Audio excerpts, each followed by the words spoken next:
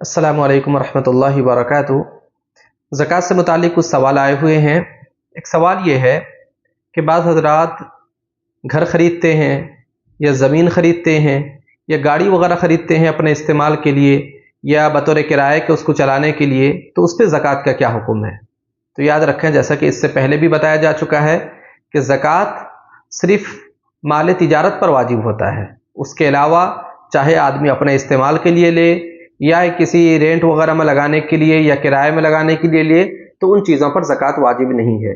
लिहाजा कोई शख्स अगर घर इसलिए ख़रीद रहा है कि वो उसको खुद इस्तेमाल करेगा या किराए में लगा देगा या उसका घर अभी रखा हुआ रहे, उसके पास कैश था, वो चाहा कहीं इन्वेस्ट करे इसलिए उसने घर खरीद कर डाल दिया, तो इन सूरतों पर उस घर पर या उसकी कीमत पर ज़कात वाजिब नहीं है। लेकिन अगर कोई आदमी सिर्फ घर इसलिए ख़रीद रहा है कि वो उस घर को कुछ सालों के बाद बेचेगा और उसके बेचने के लिए ही ख़रीदा है, या कोई आदमी खुद बिल्डर है, उसका काम ही यही है बेचना ख़रीदना, तो ऐसे वक्त में फिर उस घर की कीमत पर उसको ज़कात अदा करना होगा। इसी तरीके से मसला है, कोई आदमी गाड़ी निकाला है, गाड़ी ख़रीदा है, कि उसको खुद चलाकर या किसी ड्राइवर को रख के उसके ज़रिए से किराया हासिल करता है और उससे अपनी ज़रूरत को पूरी करता है, तो उस पर भी ज़कात वाजिब नहीं होगा।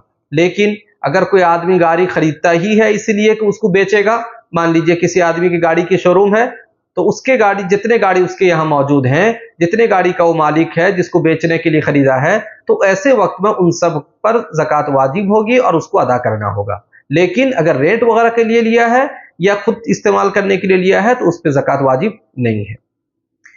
एक मसला ये भी पूछा जाता है कि जो तिजारत का माल होता है, मान लीजिए दुकान में तिजारत का माल है, तो उसके जब हिसाब करेंगे ज़कात देने के लिए तो किस कीमत का एतबार करेंगे, किस कीमत के एतबार से हिसाब करेंगे। एक सामान का एक वो कीमत होता है जब उसने खरीदा था बेचने के लिए, एक वो कीमत है जिसको वो अभी बेचेगा जिस कीमत पर।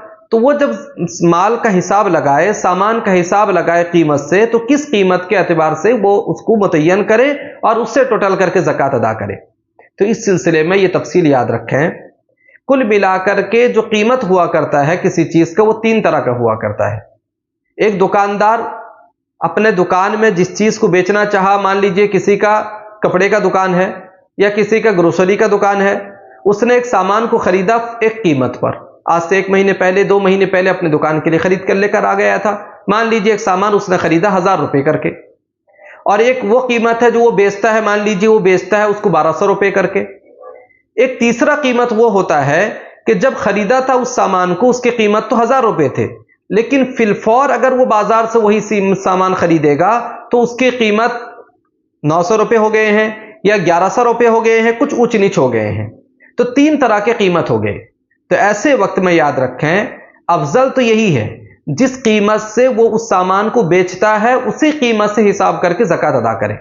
मान लीजिए एक सामान को उसने 1000 रुपये में खरीदा था और वो 1200 रुपये में बेचता है, तो जब ज़कात अदा करे तो उस सामान की कीमत को वो 1200 मानते हुए हिसाब करें। ये तो अफजल तरीका यही है। लेकिन फुक़हा ने इस सिलसिले में ये गुंजाइश भी दिया है कि अगर कोई आदमी उस दिन की कीमत पर भी बेचे, मान लीजिए आज अगर वो सामान दोबारा जाकर के वो मार्केट से खरीदे तो उसको 1100 रुपये में वो चीज़ मिल जा रही है या 900 रुपये में मिल जा रही है, उस कीमत के हिसाब से भी अगर वो ज़कात अदा करे तब भी उसकी ज़कात की अदायगी हो जाएगी। यानी जब खरीदा था उसकी कीमत 2 महीने पहले 1000 रुपये थी, आज उसकी कीमत अगर वो खरीदेगा तो 1100 रुपये हो गए हैं और वो उसको 1200 रुपये में बेच रहा है, तो 1200 में के एतबार से हिसाब करना ये अफजल है। और अगर 1100 के एतबार से हिसाब किया तो इसकी भी गुंजाइश है, इस तरीके से भी वो हिसाब कर सकता है। अल्लाह ताला हमें इन मसाइल पर अमल करने की तौफीक अता फरमाए और दीन की सही समझ दे।